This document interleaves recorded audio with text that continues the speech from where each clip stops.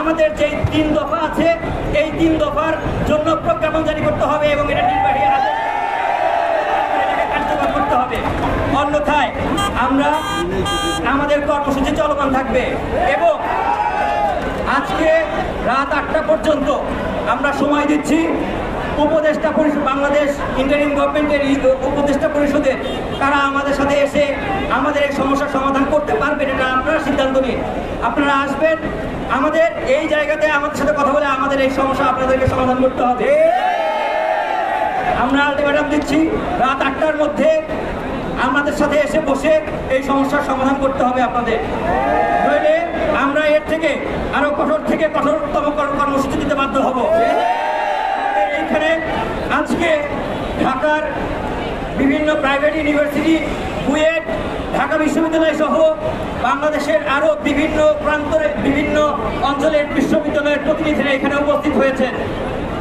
আজকে যদি আমরা এখান থেকে কোনো ফলপ্রসূ সিদ্ধান্ত, ফলপ্রসূ আউটকাম নিয়ে যদি এখানে বের হতে না পারি, সারা বাংলাদেশ থেকে সকল বিশ্ববিদ্যালয় থেকে ইঞ্জিনিয়াররা ঢাকামুখী যাত্রা করবে।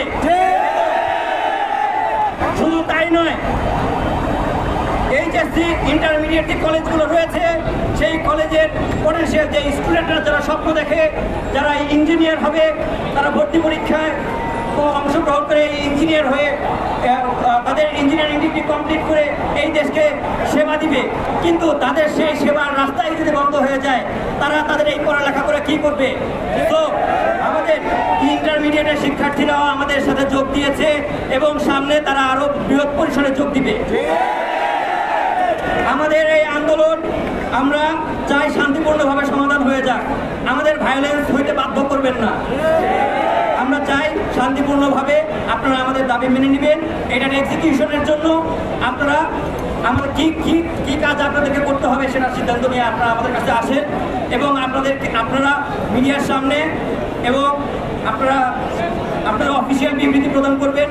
অফিসিয়াল বিবৃতি প্রদান করার মাধ্যমে আমাদেরকে আশ্বস্ত করতে হবে এবং আমাদের সমস্যার সমাধান করতে হবে।